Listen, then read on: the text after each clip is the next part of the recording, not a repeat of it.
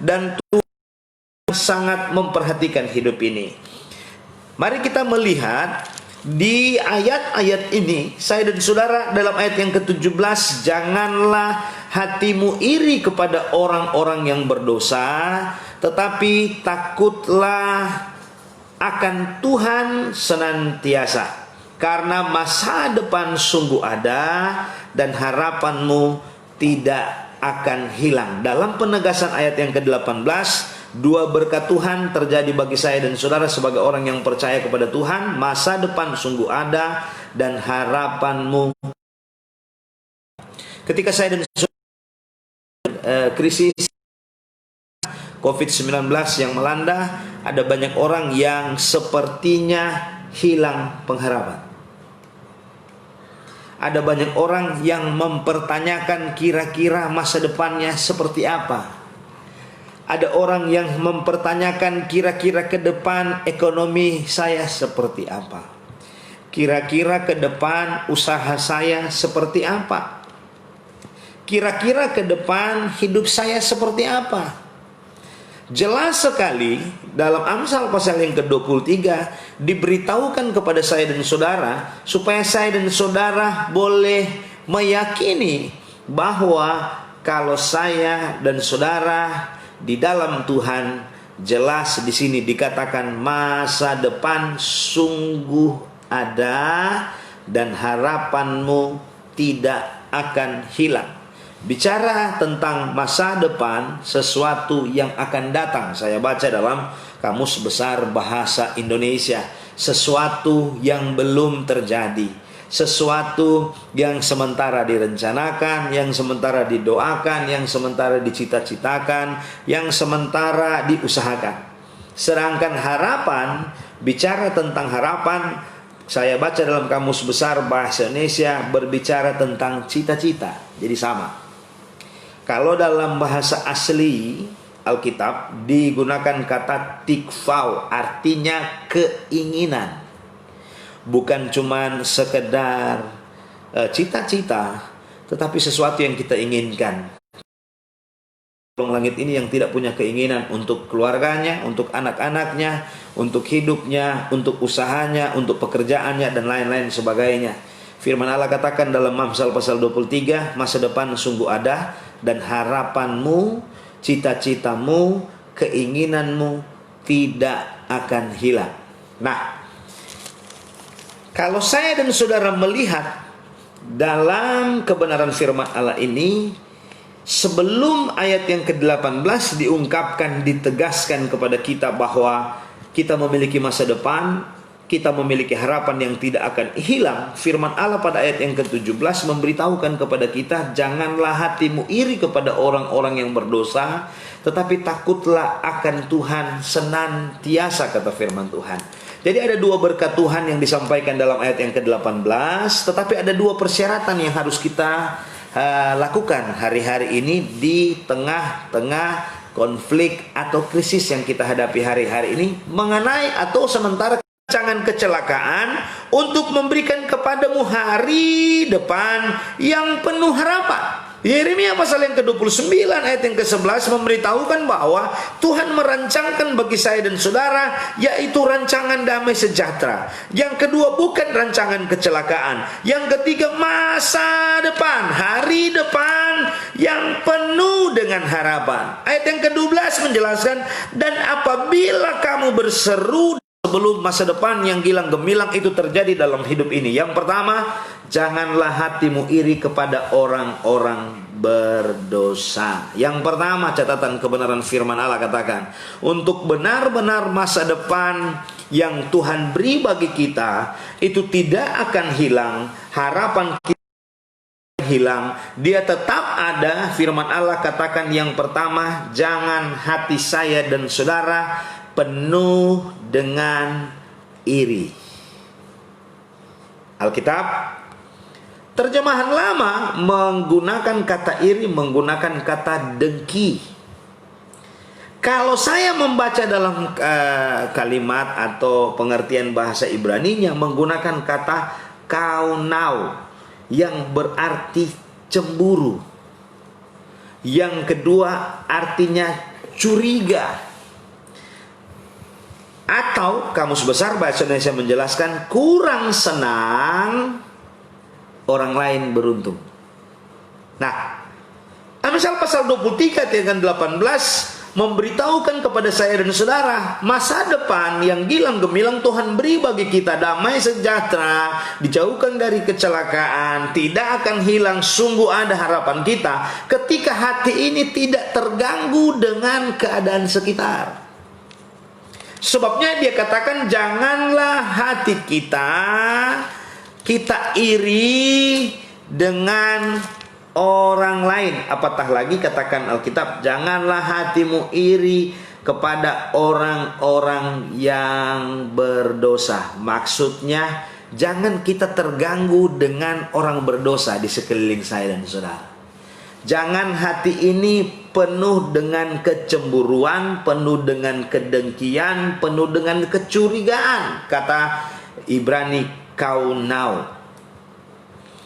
Hati ini jangan kita tempatkan yang namanya kedengkian. Saya baca dalam bahasa Kamus Besar Bahasa Indonesia, dengki adalah menaruh perasaan marah pada keberuntungan orang lain.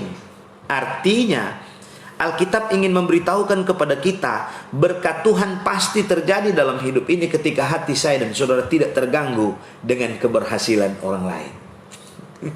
Karena ada banyak orang ketika mereka melihat orang lain berhasil, kenapa saya tidak berhasil? Pertanyaan itu muncul. Padahal kita tidak melihat proses orang itu dia berhasil. Dia jatuh bangun, dia menderita, dia berdoa, dia puasa, dia melakukan hal-hal yang lain. Kita hanya melihat yang lain. Apatah lagi kita membandingkan keberhasilan orang berdosa.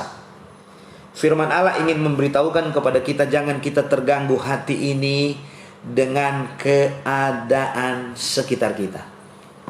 Yuk kita melihat Amsal pasal yang keempat ayat yang ke-23. Firman Allah katakan seperti ini.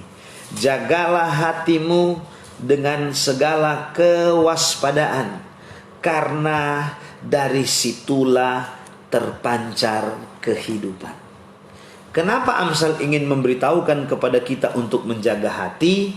Karena firman Allah Amsal pasal 4 ayat yang ke-23 menjelaskan dari situlah terpancar kehidupan, kata Alkitab. Ada terjemahan yang lain, ketika hati ini terganggu, maka sikap kehidupan saya dan saudara juga akan terganggu. Sebabnya hari-hari ini kalau hati kita betul-betul cinta Tuhan, betul-betul saya dan saudara mengasihi Tuhan, jangan pernah terganggu dengan keadaan sekitar. Mari kita tetap fokus kepada Tuhan, sumber dari berkat, sumber dari harapan untuk terrealisasi dalam hidup ini. Karena kalau kita melihat sekitar, kita akan tergilas dengan keadaan, kita tidak akan mengalami janji-janji Bapa dalam hidup ini. Kekhawatiran penulis Amsal pasal yang ke-23, ketika saya dan saudara ada pada jalur yang namanya masa depan, ada yang pada jalur yang namanya harapan yang tidak akan hilang, tetapi terganggu hati ini dengan keadaan sekitar. Sehingga terganggulah Amsal pasal 4 ayat 23 katakan, dari sanalah, dari situlah terpancar kehidupan. Hati-hati, karena hati ini perlu kita jaga dengan baik. Jangan sampai terganggu, supaya kita tetap fokus kepada janji-janji Bapa yang telah diberitahukan kepada kita. Firman Allah katakan bahwa Tuhan merancangkan bagi saya dan saudara masa depan yang gilang gemilang. Itu tidak akan pernah hilang dalam hidup ini ketika saya dan saudara ada pada trek kebenaran firman Allah. Dan firman Allah memberitahukan kepada kita, mari hati ini kita jaga baik-baik ketika saya dan saudara diperhadapkan dengan keadaan-keadaan ini. Karena keadaan yang kita alami hari-hari ini sangatlah mempengaruhi hati saya dan saudara. Ketika hati ini terganggu, maka pancaran kehidupan itu juga terganggu. Ketika saya dan saudara melihat dari kacamata Amsal pasal 4 ayat 3. Lukas pasal 21 ayat 34 saya baca, jagalah dirimu supaya hatimu jangan syarat oleh pesta pora dan kemabukan, serta kepentingan-kepentingan duniawi, dan supaya hari Tuhan jangan dengan tiba-tiba jatuh ke atas dirimu seperti suatu jerat. Dalam kitab Lukas pasal 21 ayat 34 memberitahukan kepada kita, jaga diri ini jangan sampai hati ini terganggu dengan, kata Alkitab, pesta pora, kemabukan, kepentingan-kepentingan duniawi. Ketika orientasi kita tolak ukurnya dunia, maka kita tidak akan melihat secara terang apa yang Tuhan janjikan dalam hidup ini. Kenapa? Karena tolak ukur dan ukuran kita adalah hal atau kepentingan dunia. Allah ingin memberitahukan kepada kita lewat kebenaran firman Allah, mari tolak ukur kita adalah hal yang sorgawi. Kenapa? Karena kalau tolak ukur kita akan hal itu, firman Allah katakan dalam kitab Matius bahwa apa yang dicari bangsa-bangsa itu akan diberikan kepada kita ketika kita melakukan standar. Ketika kita melakukan pekerjaan kita diberkati. Ketika usaha kita sementara kita kerjakan mulai lagi dari awal, pasti itu diberkati. Kenapa? Karena standarnya yang kita pakai, hati ini tidak terganggu dengan kepentingan-kepentingan, apalagi pesta pora, kemabukan, apalagi sini katakan kepentingan, supaya hari Tuhan jangan dengan tiba-tiba jatuh ke atas dirimu. Itu untuk poin yang pertama. Amsal pasal yang ke-23 ayat yang ke-17 memberitahukan kepada kita ada dua berkat Tuhan akan kita alami, akan kita nikmati, akan kita rasakan, tidak akan bergeser masa depan. Yang kedua, harapan, cita-cita, keinginan yang kita inginkan terjadi dalam hidup ini tidak akan hilang dari track yang sudah Tuhan tentukan bagi kita. Firman Allah katakan, pertama, jangan pernah hati ini terganggu dengan keadaan sekitar. Yang kedua, mari firman Allah katakan Amsal pasal 23 ayat 17, takut akan Tuhan. Dengar baik-baik. Janganlah hatimu iri kepada orang-orang berdosa, tetapi takutlah akan Tuhan senantiasa, karena masa depan sungguh ada dan harapanmu tidak akan hilang. Untuk engkau mengalami masa depan tidak pernah hilang, harapanmu tidak akan pernah hilang, tidak pernah bergeser dari yang Tuhan tentukan dalam hidup ini. Mari kita posisikan hidup ini takut akan Tuhan, kata firman Tuhan. Firman Allah katakan, takutlah akan Tuhan senantiasa, karena firman Allah katakan, masa depan sungguh ada. Masa depan yang Tuhan gariskan bagi kita untuk menjadi kepala bukan ekor, itu tetap ada. Masa depan yang Tuhan inginkan terjadi dalam hidup ini, di mana saya dan saudara tidak mengalami kebinasaan, itu tetap ada. Masa depan Tuhan yang Tuhan rancangkan dalam kitab Yeremia pasal 29 ayat 11, bahwa rancanganku mengenai kamu adalah, firman Tuhan katakan, yaitu rancangan damai sejahtera, bukan rancangan kecelakaan, memberikan kepadamu hari depan yang penuh harapan. Tidak akan pernah hilang atas hidup ini ketika posisi hidup ini takut akan Tuhan, kata Alkitab, senantiasa. Arti kata senantiasa bahwa dia berkesinambungan terus menerus, senantiasa, setiap hari. Artinya ini takut Tuhan, dia terus ada dalam hidup ini. Jangan cuma ada pada ketika kita membutuhkan yang namanya berkat, kita takut Tuhan. Ketika kita menginginkan, ada kan manusia yang seperti itu, ketika dia menginginkan berkat Tuhan terjadi, dia rajin ke gereja, dia rajin berdoa, karena ada kebutuhan dia. Firman Allah katakan, bukan karena ada kebutuhan kita takut Tuhan, tapi senantiasa di tengah-tengah keadaan aman ataupun di tengah-tengah keadaan susah, di tengah-tengah keadaan diperhadapkan dengan berkat ataupun di tengah-tengah keadaan yang kita tidak diberkati, senantiasa takut Tuhan. Sekarang menjadi pertanyaan, apa itu takut Tuhan? Mari kita melihat Amsal pasal yang ke-8 ayat yang ke-13. Takut akan Tuhan ialah, kata Alkitab, satu, membenci kejahatan. Yang jahat-jahat, mari torang benci, mari torang jauhkan dalam hidup ini. Itu untuk takut akan Tuhan. Yang kedua, benci kepada kesombongan, kata Alkitab. Yang ketiga, benci kepada kecongkakan.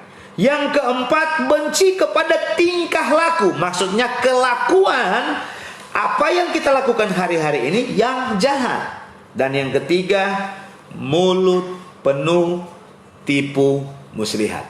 Itu keterangan Amsal pasal 8 ayat yang ke-13 mengenai apa itu takut akan Tuhan. Jadi takut akan Tuhan, Amsal pasal 8 ayat 13 katakan, pertama, benci kejahatan, benci kesombongan, kecongkakan benci, tingkah laku yang jahat benci, dan yang terakhir, mulut yang penuh dengan tipu muslihat atau pembadusta, pembohong, benci itu semua.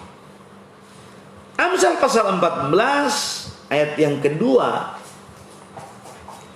siapa berjalan dengan jujur takut akan Tuhan, tetapi orang yang sesat jalannya menghina dia. Amsal pasal 14 ayat yang kedua memberitahukan apa itu takut akan Tuhan. Takut akan Tuhan adalah berjalan dengan jujur. Alkitab katakan itu takut akan Tuhan. Kalau kita kembali ke pembacaan Amsal pasal yang ke-23 18, bahwa masa depan sungguh ada dan harapan kita tidak akan hilang ketika saya dan saudara, persyaratan yang kedua, takut akan Tuhan. Nah, Amsal pasal yang ke-8 ayat 13 sudah menjelaskan apa itu takut akan Tuhan. Amsal pasal 14 ayat yang kedua sudah menjelaskan apa itu takut akan Tuhan. Sehingga menjadi satu kesimpulan bagi saya dan saudara, ternyata untuk masa depan itu tidak akan pernah bergeser dari kita. Kalau Tuhan sudah tentukan engkau menjadi kepala, pasti menjadi kepala. Kalau Tuhan sudah tentukan engkau pasti diberkati, engkau pasti diberkati. Kalau Tuhan sudah tentukan bahwa engkau di mana ada Tuhan, di situ ada mujizat Allah terjadi dalam hidup ini. Mari posisikan hidup kita takut akan Tuhan. Yang dimaksud takut akan Tuhan, Amsal pasal 8 ayat yang ke-13 enggak susah-susah. Alkitab katakan, mari orang benci kejahatan.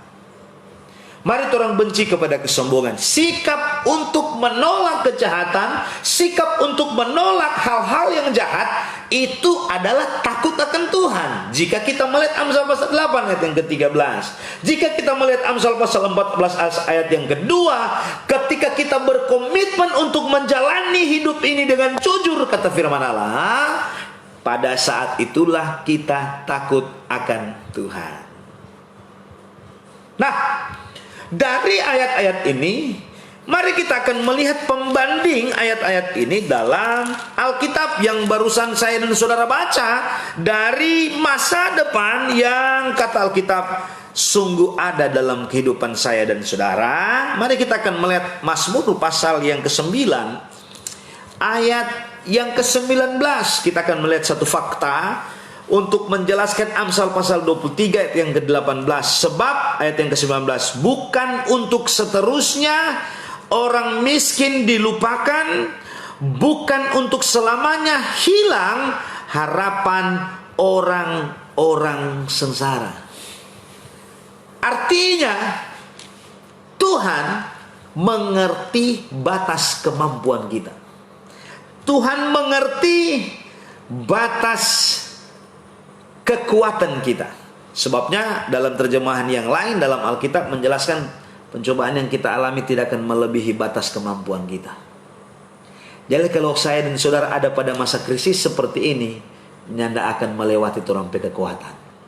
Dan krisis tidak akan menghilangkan masa depan kita, krisis tidak akan menghilangkan harapan kita. Kenapa? Karena kalau Tuhan sudah tentukan kita mau diberkati, pasti diberkati. Asal satu, jangan terganggu hati kita dengan keadaan sekitar, apatah lagi dengan yang tadi yang Lukas katakan, Lukas pasal 21, terganggu dengan pesta pora, terganggu dengan keinginan-keinginan dunia. Yang kedua, jaga hati kita baik-baik supaya dari dalam hati itu terpancar kehidupan. Untuk persyaratan yang kedua, takut akan Tuhan. Nyanak susah-susah. Takut akan Tuhan adalah posisikan hati ini untuk membenci kejahatan. Yang kedua, punya komitmen untuk ada pada jalan yang jujur. Maksudnya menopang dalam kitab Amsal pasal 8 ayat yang ke-13 tadi. Supaya tidak bergeser apa yang Tuhan rencanakan dalam hidup ini. Mengartikan Yeremia pasal 29 bahwa rancangan Tuhan itu tidak akan pernah bergeser bagi kita ketika kita ada pada posisi takut akan Tuhan. Tapi rancangan Tuhan itu akan bergeser bagi kita ketika saya dan saudara tidak lagi takut Tuhan. Artinya orang lebih suka kepada dunia, lebih suka kepada kejahatan, lebih suka kepada perlakuan tidak jujur, lebih suka kepada apalagi saudara, kejahatan, kesombongan, kecongkakan, tingkah laku yang jahat, mulut penuh tipu muslihat. Rancangan itu akan bergeser bagi kita ketika saya dan saudara ada pada posisi Amsal 8 ayat 13, nyanda tako Tuhan. Sebabnya Mazmur pasal yang ke-9 ayat 19, tidak untuk selamanya saya dan saudara yang dalam keadaan tekanan, yang dalam keadaan mengalami persoalan, mengalami masalah hidup, ada pada titik itu. Sehingga saya dan saudara, jika saya dan saudara melihat Yeremia pasal yang ke-29 ayat yang ke-11, kata Alkitab, untuk memberikan kepadamu hari depan yang penuh dengan harapan.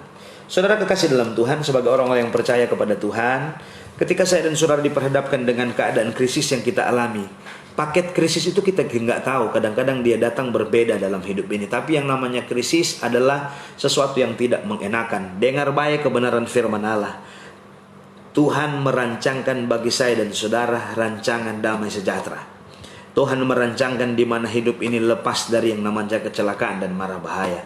Dan itu tidak akan pernah hilang bagi kita, dan itu tidak akan pernah bergeser bagi kita ketika hati ini satu. Hati ini tidak terganggu dengan keadaan sekeliling saya dan saudara, tetap fokus kepada Tuhan. Yang kedua, ketika kita takut akan Tuhan. Kalau kita berubah setia, berarti rancangan Tuhan itu digagalkan oleh kita, bukan Tuhan. Yang menggagalkan rancangan Tuhan dalam hidup ini adalah kita. Tapi kalau kita masih pada posisi itu, kita masih pada posisi takut akan Tuhan, itu tidak akan pernah bergeser. Jadi sebenarnya Amsal ingin memberitahukan kepada kita, sebenarnya berkat Tuhan yang Tuhan rancangkan bagi kita itu tidak akan pernah hilang dan tidak akan pernah bergeser ketika kita tidak bergeser dari takut akan Tuhan. Yang menggagalkan rancangan Tuhan dalam hidup ini adalah ketika kita yang bergeser dari itu.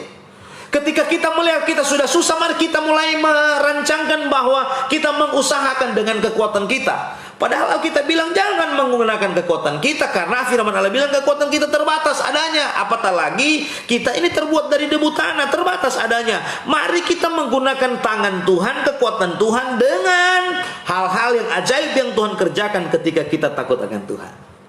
Sebabnya kitab Matius, Markus, Lukas, Yohanes menjelaskan di mana ada Tuhan, di sana ada keajaiban Tuhan.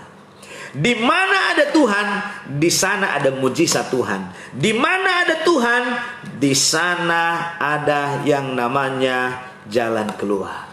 Tetapi bagaimana kita akan mengalami jalan keluar kalau kita berubah setia? Kita tidak setia, kita tidak takut Tuhan, kita tergilas dengan dunia, hati ini terganggu dengan orang lain dan lain-lain sebagainya, dan lain-lain sebagainya. Sehingga hati ini tidak lagi menjadi kuat, karena firman Allah katakan ketika hati ini lemah, di situ sebenarnya terpancar kehidupan. Tapi kalau hati ini sudah lemah, hati ini sudah bolong, hati ini sudah nggak kuat lagi, maka kita akan tergilas dengan keadaan. Sebabnya malam hari ini lewat kebenaran firman Allah memberitahukan kepada kita, pertama, rancangan Tuhan bagi saya dan saudara tidak akan pernah bergeser, dia sungguh ada. Yang kedua, harapan Tuhan, harapan kita, cita-cita kita, apa yang kita inginkan, kalau Tuhan kehendaki untuk diberkati, tidak akan pernah hilang selama kita takut akan Tuhan.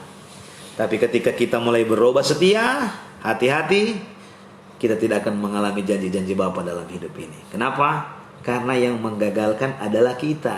Jadi sebenarnya Amsal ingin memberitahukan hati-hati, jangan sampai rancangan Tuhan bagi kita Yeremia pasal 29, kalau itu kita ambil kacamata Yeremia pasal 29, itu akan terrealisasi, dinyatakan dalam hidup ini ketika kita satu, hatinya teguh, dua, takut akan Tuhan. Tuhan Yesus kiranya memberkati kita semua. Haleluya. Amin, amin, amin, amin. Puji Tuhan. Terima kasih kepada Pak Bekir Suwuh MTH